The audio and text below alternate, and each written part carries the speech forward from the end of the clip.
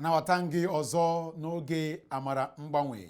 Abụ nwanne gị nwoke Uchechukwu Augustine Okoye, ụkọchukwu nke Awka Independent Baptist Church. Akwụkwọ ọgụgụ anyị ga-esitekwa na Luke isi nke 10 site n'amaokwu nke 30 ruo n'amaokwu nke 34. Luke chapter 10 from verse 30 to verse 34. Jizọs zara ha sị, otu nwoke si na Jerusalem na-arịda ịga Jeriko. O wee daba n'etiti ndị na-apụnara mmadụ ihe. Ndị gbara ya ọtọ tikwa ya ihe otiti, wee laa rapụ ya ọtọgbọrọ. Otu onye nchụaja na-arịda n'ụzọ ahụ, mgbe ọ hụrụ ya, o wee si n'akụkụ ụzọ ọzọ gabiga. Otu ahụ onye Livai, mgbe ọ bịaruru ebe ahụ, hụkwa ya, o wee sikwa n'akụkụ ụzọ ọzọ gabiga. Ma otu onye Sameria, mgbe ọ nọ n'ije, ọ bịaruo n'ebe ọ nọ, mgbe ọ hụrụ ya, o wee nwee ọmịiko n'arụ ya. O wee bịakwute ya, kee ọnya ya niile ya, wụkwasị ya mmanụ na mmanya vaịn. O wee tụkwasị ya na anụ ụlọ nke ya, dubata ya n'ụlọ ndị ọbịa, wee lee ya anya nke ọma. Amen. Akụkọ anyị hụrụ ebe a gbasara ezi nwoke Sameria. Ilu a bụ ilu a maara nke ọma na Baịbụl. N'abalị a, achọrọ m ịkpọga gị na agwa pụrụ iche n'ilu a. Ọtụtụ ndị mmadụ anaghị etinye uche ha na ya. Anyị ga-esikwazi na agwa a n'ihe mere a wee were akwụkwọ, wee were aha isiokwu anyị n'abalị a. Aha isiokwu anyị wee bụrụ ije dị ize ndụ. Ije dị ize ndụ. Dangerous departure. Dangerous departure. Anyị hụrụ nke a n'amaokwu nke 30. Jerusalem bụ obodo nke oke eze. Ihe Jerusalem pụtara karịrị. Ọ pụtara obodo nke udo, ebe nke ezi ọhụ, ya na ebe nke ngọzi. N'aka nke ọzọ, Jeriko bụ ebe mgbidi ya ji ọrụ ebube nke Chineke wee daa n'iru ụmụ Izrel, nke Chineke kwukwazịrị sị na abụmọnụ ga-adịrị onye ga-ebuli mgbidi elu, na onye abụrụ ọnụ ka ọ bụ onye ọbụla ga-ebuli mgbidi ya elu. Ọ dị otu a na Joshua isi nke 6 amaokwu nke 26. Nke a gosiri anyị otu nwoke chere azụ n'obodo nke ngọzi wee chezie iru n'obodo abụrụ ọnụ. Otu nwoke siri n'obodo nke ọhụ bụ ihe wee gawa n'obodo nke ọchịchịrị. otu nwoke siri na obodo nke udo wee pụọ jewezie n'obodo udo adịghị. Onye ka akpọrọ gịnị? Ije dị ize ndụ, dangerous departure. Ụdị ihe a mekwaziri na Rut isi nke mbụ, mgbe enwere ụgani na Bethlehem, Judea, ka otu nwoke chịrị ezinụlọ ya niile gawa n'obodo Moab ka o jee nọrọ nwa obere oge. Nwoke a bụ Elimelek. O nwere ụmụ abụọ akpọrọ Malon and Chilon. Maka ha nọ na obodo Moab a, ya wee sie ike nwoke a bụrụ onye nwụrụ anwụ, ụmụ ya na-abụ wee bụrụ onye nwụrụ anwụ, wee bụrụ ndị nwụrụ anwụ. Nwunye nwoke a nke a kpọrọ Naomi. Gịnị meziri? Naomi a wee nọrọ n'ihe mgbu, nọrọ na mkpagbu, nọrọ n'agụụ, nọrọkwuzie na ihe mwute na di ya na ụmụ ya na-abụ bụ ndị nwụrụ anwụ. Gịnị kpatara ya? Ọ bụ na mmadụ si na ebe dị mma gaba n'ebe ọjọọ, nke a kpọrọ dangerous departure, ije dị ize ndụ. Achọrọ m ka ị mara na Chineke gwara anyị na Ilu isi nke 14 amaokwu nke 12 sị, ụzọ dị nke ziri ezi n'iru mmadụ, ma nsọtụ ya bụ ụzọ niile nke ọnwụ. That's Proverbs 14 verse 12. Ka m gụkwa ya ọzọ. Ụzọ dị nke ziri ezi n'iru mmadụ, ma nsọtụ ya bụ ụzọ niile nke ọnwụ. Ije dị ize ndụ na-akpata ihe mgbu ma ọ bụ ọnwụ.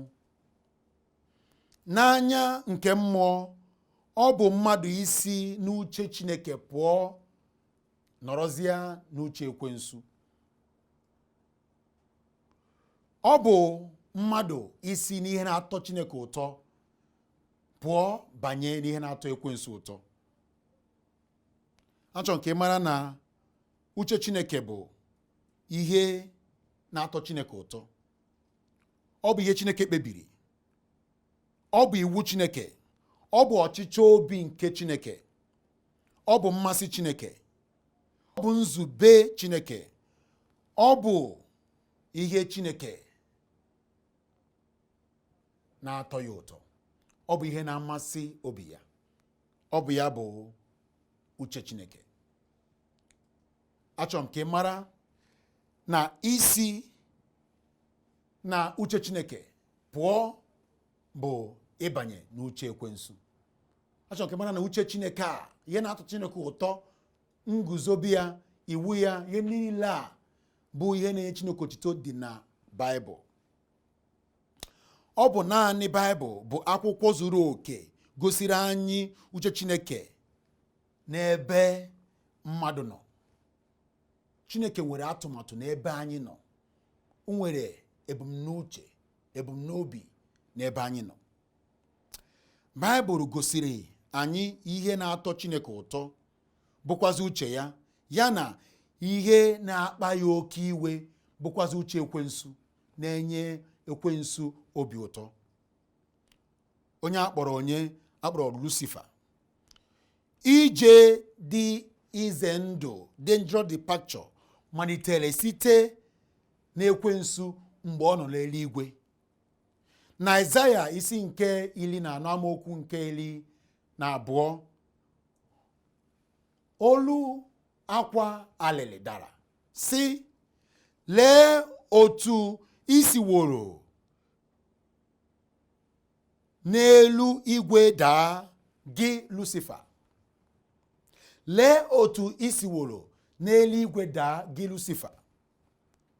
Ya ka akpọrọ gịnị? Dangerous departure. ije ize ndụ. Gbasara mba niile, ije dị ize ndụ sitere na Adam mgbe ọ nọ na ogige Iden. Ọrụ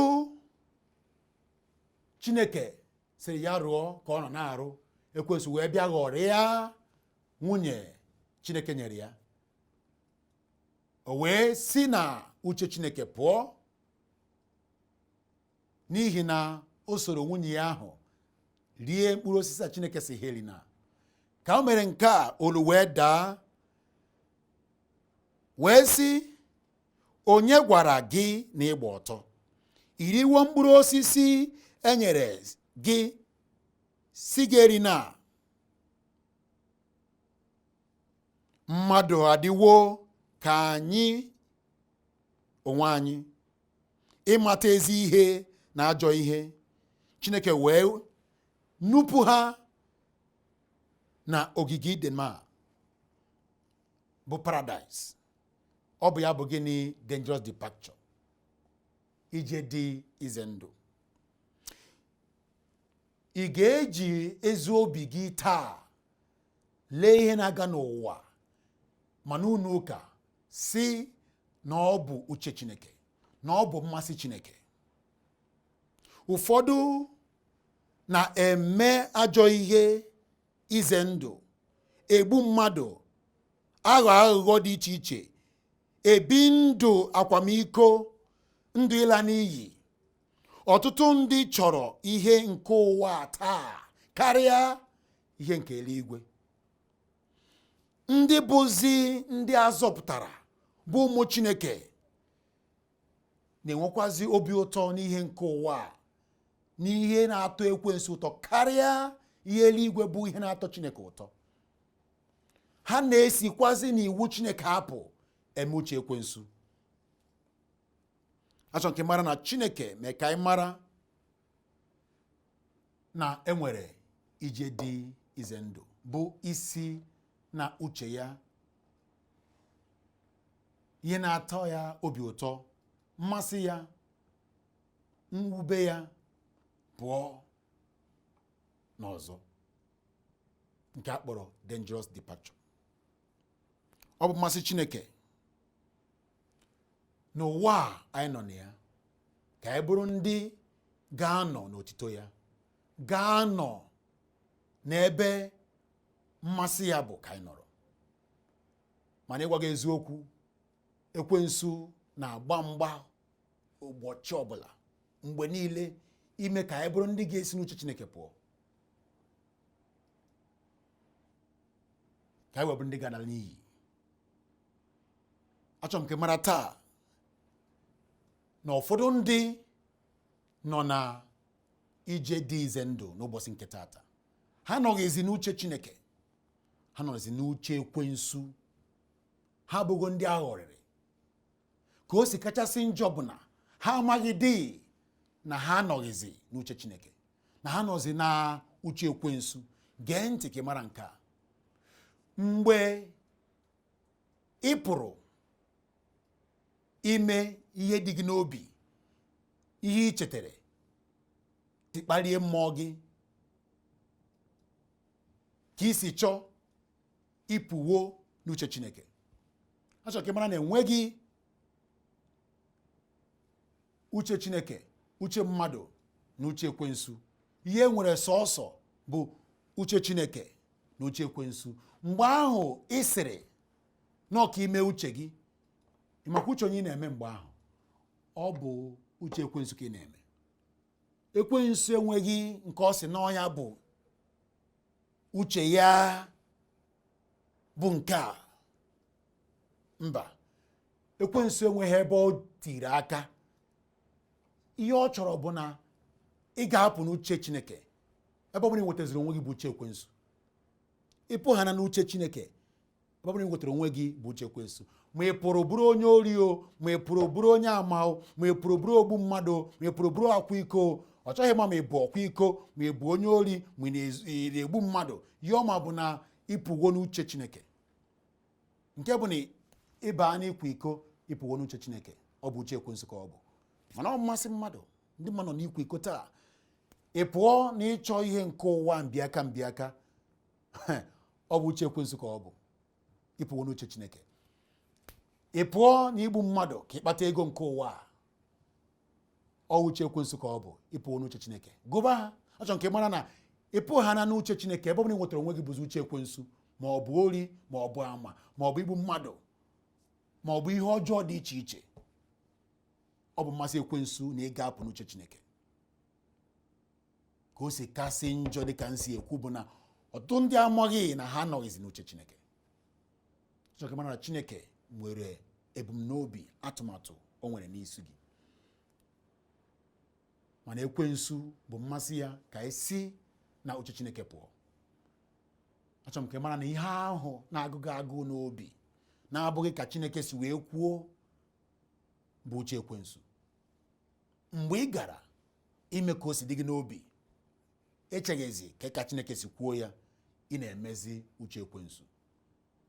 Ime uche ekwensu bụ ihe a kpọrọ gịnị? Ije dị ize ndụ, dangerous departure.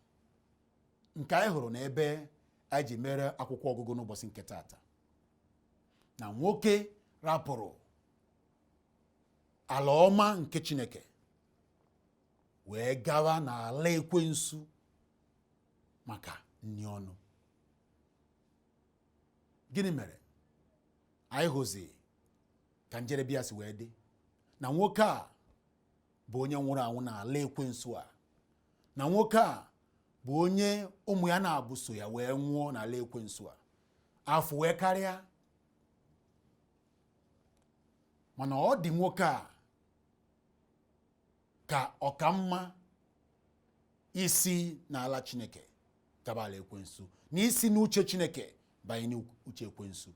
Otu a ka o si wee dị ndị mmadụ taa, na ọ ya ka mma ime uche ekwensu karịa ime uche Chineke. Kpata ha ji wee jụ okwu nke Chineke. Achọghị dị ịma ihe Chineke na-ekwu. Nọ kedu ka m ga-esi wee mee ihe a?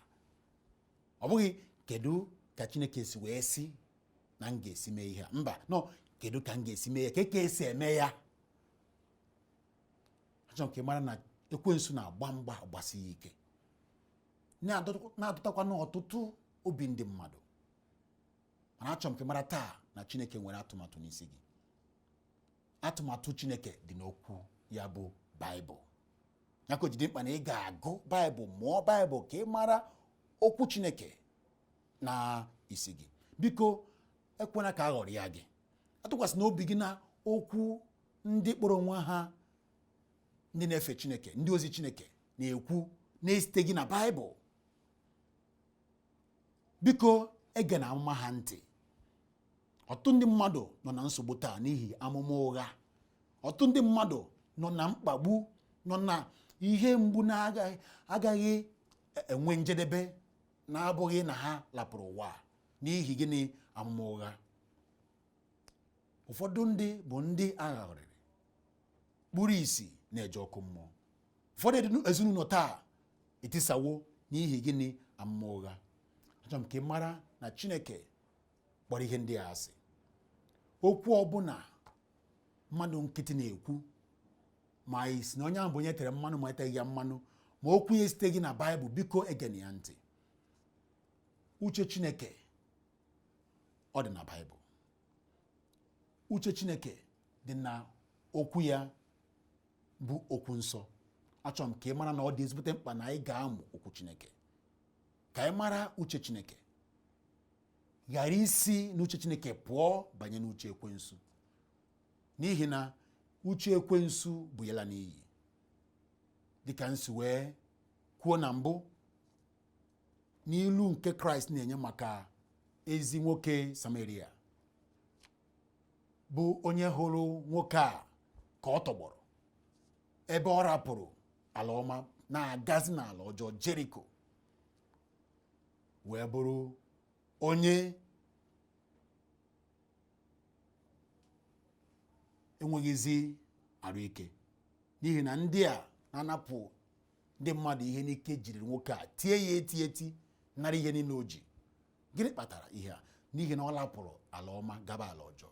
Ọ bụ na ọ nọ na Jerusalem, ihe akara ime. Ọ bụrụ na uche Chineke, ihe akara ime. Ọtụtụ nsogbu anyị nọ na ya taa bụ n'ihi na anyị lapụrụ uche Chineke na-eme uche ekwensu. Chọka mana na Chineke chọrọ ọdịmma gị, mana ị ga-ekpebi na ị ga-anọ n'uche Chineke. N'ihi nke a, ị ga-ama n'uche Chineke site n'ịgụ akwụkwọ nsọ nke mara maka ihe ịmaghị karịrị gị. N'ihi nke a, ị ga-ewepụta oge mụọ okwu Chineke. Ị ga-ewepụta oge jee gee okwu Chineke. Lapụ ije gebe amụma, lapụ ije nelebe ihe nkiri ebe a na-achụ ndị mmadụ ajọ mmụọ na ihe ndị a. Ọ bụghị ihe ị kwesịrị itinye onwe gị na ya. Ọ bụghị ihe ị kwesịrị ịlapụ ka ọ na-egbu gị oge. Wepụta oge ịma okwu Chineke, n'ihi na okwu Chineke bụ ihe. Okwu Chineke ezi mbụ wee na-eme ka ị mara na uche Chineke bụ na ịnọsịa n'ụwa a, ị gaghị enweta onwe gị na ọdụ ọkụ. Ọ bụ mmasị na ị ga-anọsị n'ụwa a nweta onwe gị na alaeze ya, alaeze ebube, alaeze ọṅụ. Mana ọ chọrọ ka ị mara na ọ bụ na ọ ga-adịrị gị otu a, maragodu na ị kwesịrị ọkụ mmụọ, n'ihi na imejọwo Chineke. Chineke sị na ụgwọ ọrụ mmehie bụ gịnị? Ọnwụ. Ọnwa na-ekwu okwu ya bụ ọkụ mmụọ. N'ihi nke a, ị pụghị ịzọpụta onwe gị, ma n'ihi ịhụnanya onwe n'ebe ị nọ zitezie ọkpara nwa ya bụ Jizọs Kraịst, onye bịa nwụọrọ gị maka nzọpụta gị, ka ị ghara ịla n'iyi bụ uche ekwensu, ka ị bụrụ onye ga-anọnyere Chineke ebi. Mana ọ sịrị na ihe ị ga-eme kịta ka ị nweta nzọpụta bụ ihe ị ga-emenwu. Gịnị bụ ihe ahụ? Na ị ga-eji obi gị niile kweta na Kraịst dịka onye nzọpụta gị. Ọ bụghị ihe ghara arụ ka ọ bụ. Ọ bụ ihe pụrụ imenwu. N'ihi na anyị na-anọ n'oche. Gịnị ka anyị na-eme mgbe anyị nọ n'oche? Anyị na-atụkwasị obi anyị na oche anyị nọ na ya pụrụ inye anyị gịnị? Inye anyị obubu n'oge ebunwu anyị. Ọ bụrụ na akwa ka ị dinere, ị kwetere n'obi gị na akwa ga-ebunwu gị. Ọ bụrụ na ị chọrọ ịga njem, ịbanye n'ụgbọala, ị kwetere na gịnị? Ụgbọala ahụ ga-eburu gị ebe ị na-eje. Anyị na-egosigazi okwukwe anyị n'ụdị abụ n'ụdị, n'ihe niile juru anyị arụ. Ọ dịghị ike nke o ji fịa arụ iji obi gị niile tụkwasị na Kraịst. Ọ bụ ihe dị fecha. Maka imere ihe a, ị ga-enwe ndụ kachasị ndụ, ị ga-enwe ndụ ebighị ebi. Ọ bụ mmasị Chineke na ị ga-enwe ndụ a taa, ka ị bụrụ onye ga-abịa nọsịa n'ụwa a, ị gaghị enweta onwe gị na ọdụ ọkụ na ezinụlọ ekwensu ebighị ebi. N'ihi nke a, ị ga-eji obi gị taa kweta na Kraịst ma kpọọ ya dịka onye nzọpụta gị. Achọrọ m ka m duo gị na ekpere a. Ekpere a bụ ekpere nzọpụta. Na ekpere a nkwuo isoro nkwuo gị na-ekwukwazi kweta n'obi ka Chineke hụ okwukwe gị, lụzie ọrụ nzọpụta na ndụ gị, bụ ọrụ ha na ya ọ ga-adịrị gị ebighị ebi. Onye nwe m na Chineke m, ekwetere m na m bụ onye njọ. Ekwesịrị m ọkụ mmụọ, mana anụrụ m na isitere ọkpara nwa gị bụ Jizọs Kraịst. O wee bịa nwụọ n'ihi njọ m, bilikwazịa n'ụbọchị nke atọ, wee kwụọ ụgwọ njọ mmehie m niile. Ejiri m obi m niile n'ụbọchị nke tata wee kweta na Jizọs Kraịst bụ onye nzọpụta m sọsọ. Zọpụta m onye nwe m n'ọkụ mmụọ, ka m nọnyere gị ebighị ebi. Daalụ onye kere ụwa niile na nzọpụta anyị nyere m n'ụbọchị nke tata. Amen. Ọ bụrụ na iji obi gị niile kweta na Kraịst dịka isi wee kpee na ekpere a, na Kraịst bụ onye nzọpụta gị sọsọ, achọrọ m ka ị mara na Chineke sịrị na ị nwewo nzọpụta. Ịlapụ ụwa a gaghị anọ na ije dị ize ndụ, dangerous departure, gaghị eje ọkụ mmụọ. Ọ bụghị n'ọrụ gị, ma ọ bụ n'ihi na ị kwere na Kraịst bụ onye nzọpụta gị. N'ihi nke a, gbado anya ka ị hụ na ị na-edebe okwu Chineke, n'ihi na okwu Chineke bụ uche Chineke, ọ dị n'akwụkwọ nsọ. N'ihi nke a, wepụta oge ị na-amụ okwu Chineke ka ị mara okwu Chineke, n'ihi na aghụghọ karị, ndị ụgha karị, ndị amụma ụgha juru ebe niile. Ka ị ghara ịba na nsogbu bụ uche ekwensu, maka ịnọgidesi ike uche Chineke, n'ihi na uche ya bụ maka ngọzi gị. Abụ nwanne gị nwoke Uchechukwu Augustine Okoye, ụkọchukwu nke Awka Independent Baptist Church.